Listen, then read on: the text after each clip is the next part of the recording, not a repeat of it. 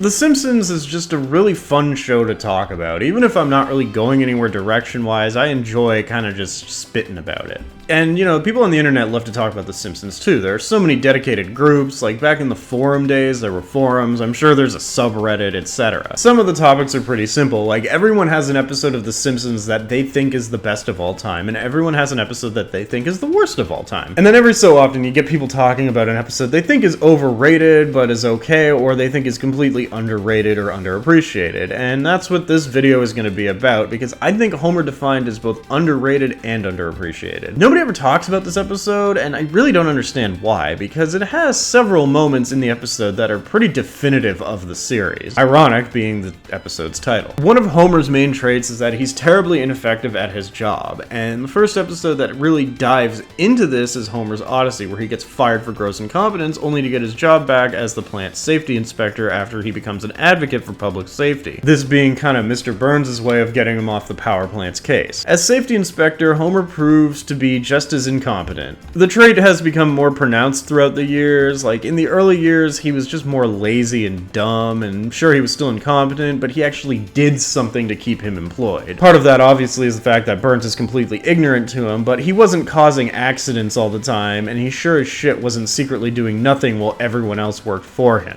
Yeah, with that being said, fuck that episode, fuck the new writers, and you know what? Fuck Al Jean, too. Homer Defined isn't the funniest episode of Season 3, and it is definitely more story-driven and isn't banging you in the face with laughs. But that's okay, it's a nice slice-of-life episode, and keep in mind, this is Season 3, which was still kind of doing the Season 2 thing where it felt more like a primetime TGIF sitcom-type show. But Homer Defined provides several iconic moments, such as Homer's face in the dictionary, and it's one of the earlier episodes to depict Smithers' homosexual attraction to Mr. Burns. Oh, Smithers, I guess there's nothing left to do but kiss my sorry ass goodbye. May I, sir?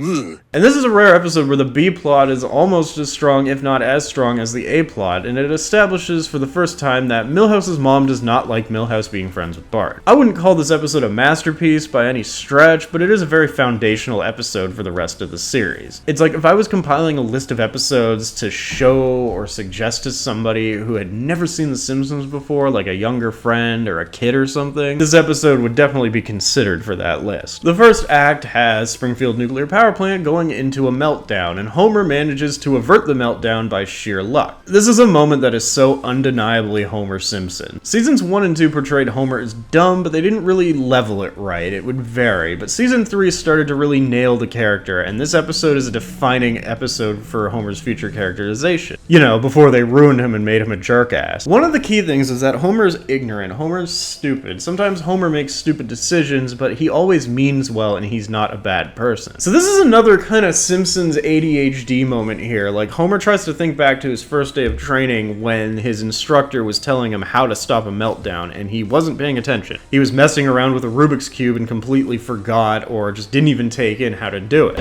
This is all your fault! As a result, he goes for the whole eeny, meeny, miny, mo thing and gets the right button. However, I think this is actually similar to Bart with his studying and Bart gets an F. It's very clear that Bart retained something that he was taught despite the fact that his mind was not in it. I think Homer knew what the button was. Like, when he was just being dismissive and saying, yeah, push the button, he was taking it in, but it's just gone. It's kind of in the back of your mind. Like, I have moments like that. Like, you should see my apartment. I don't arrange things, but I know where everything is. I don't pay attention to things, but when I have to fucking take something in, I take it in. And I think that's what happened with Homer. He knew where that button was, but he just couldn't quite put his finger on it, so the eeny, meeny, miny, mo thing that was it. He figured it out. After this, Homer is revered as a hero for stopping this nuclear meltdown. At first, Homer kind of starts to revel in the praise that he's getting for saving the plant. But that doesn't really last long, because quickly the reality of the situation starts to set in. He gets this huge ceremony, a plaque, a ham, and a gift certificate, and everybody praises him for his hard work, but really he didn't do anything. It was dumb luck. And he starts to worry that if he gets outed for this, then they won't look at him as a hero at all. They'll look at him like an idiot. Even when he's talking to Magic Johnson, he asks Magic Johnson, like, for advice on the whole situation. Magic Johnson provides some wisdom. Don't worry. Sooner or later, people like that are exposed as the frauds they are. Thanks, Magic. On the B-plot side of things, Bart learns that he wasn't invited to Milhouse's birthday party because Milhouse's mom thinks that Bart is a bad influence. She says you're a bad influence. Bad influence my butt. How many times have I told you never listen to your mother? And we get to see Bart try and cope with not having a close friend to do stuff with anymore. And yeah, this is a bit of a stretch because Bart had like a whole ass friend group. The Simpsons loves to do this thing where they conveniently act like characters don't exist when it fits the plot. Why wasn't he hanging out with Richard, Wendell, Lewis, or one of the other kids? One of the most memorable parts of Homer Defined has to be the imagined sequences with Homer's face in the dictionary. I love this shit. It's creative, it looks nice, and it's pretty funny. I'm shocked that they didn't make t-shirts of Homer's face in the dictionary. I think that would be like a pretty hot seller. This episode takes the format of Lisa being somewhat involved in Homer's story and Marge being involved in Bart's story. One of the earlier depictions of how Homer and Lisa are closer and Marge and Bart are closer as the parent-child duos of the show. Some of the best episodes just have these two duos together. They play off each other better than the opposite. There's some good gags with Bart trying to do friend stuff with Maggie. Come on, Maggie, let's go throw rocks at that hornet's nest.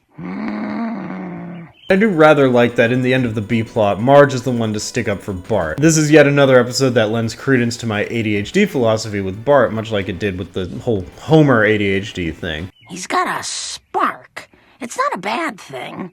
Of course, it makes him do bad things. So what Marge is describing as Bart's spark is basically kind of a euphemism for poor impulse control, and poor impulse control is very common among kids with ADHD as well as adults with ADHD. However, poor impulse control in children is 100% more likely to cause destructive behavior like what we see with Bart Simpson. When you're an adult, you think a little bit better of it, but when you're a kid, you really don't grasp how destructive behavior affects you and others. By the time you're an adult, poor impulse control is more likely to manifest itself in self-destructive behavior. Kinda like drinking 30 whiskey sours in one night, and then yamming down 3 hot dogs at the hot dog cart after the bar closes. It's sweet that Marge goes out of her way to explain Bart to Milhouse's mom and why Milhouse and Bart should be friends, even if Bart is a little bit of a troublemaker. And Luann does show reason, which, fun fact, this is the first appearance of Luann Van Houten. Later on in season 3, we would get the first appearance of Kirk Van Houten. If you were to make a supercut of like Bart and Milhouse character development episodes and moments, this would definitely be an episode you could pull from for that because it delves into their relationship quite a bit.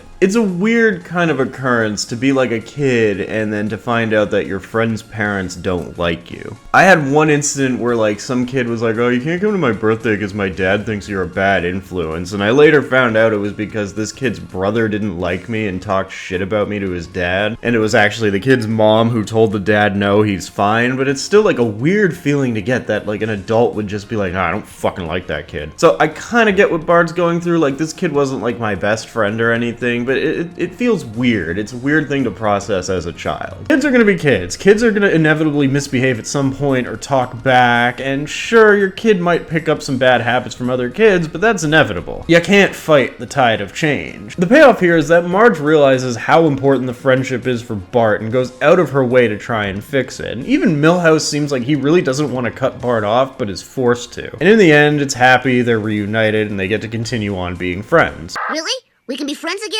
Did your mom die? I don't think so.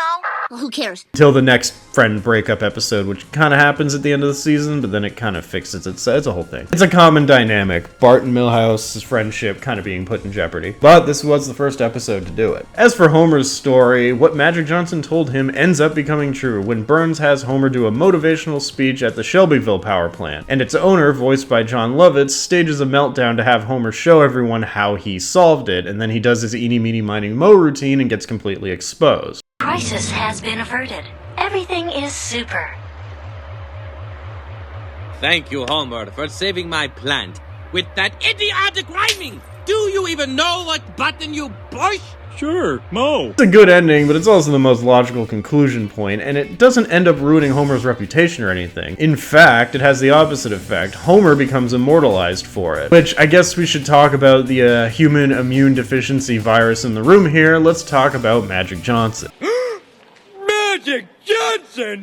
I'm not like a basketball guy, but from what I gathered, Magic Johnson is considered one of the all-time greats of the sport. It definitely seems like he was a Michael Jordan level player, and he was popular enough that he was featured on The Simpsons, and they portray him as this great figure of motivation for Homer, who also has the insight to foreshadow the conclusion. The part here where Magic Johnson ends up sliding into a bunch of women after accidentally scoring a three-pointer is kind of grim when you realize that a month after this episode aired, Magic Johnson was diagnosed with HIV, something he contracted from sleeping with multiple partners unprotected. This isn't like a Simpsons predicted it moment, but it is kind of eerie. And yeah, you know, I want to talk about one major flaw this episode has, and this is going to be something that prevents it from getting a 10 out of 10. I really did like this episode a lot. I think it was funny, even if it was conservative with its funny moments and chose to play more to the story and character arcs. But even though some of the jokes relating to nuclear power are pretty funny, there's this weird kind of boomer hippie crap fest going on with it. When the meltdown is happening, there are a lot of funny jokes, such as Burns stealing Smithers' radiation suit and Kent Brockman talking about the effects a meltdown would have on Springfield. These unfortunate people here will be instantly killed. This circle, which I am sad to say we are in,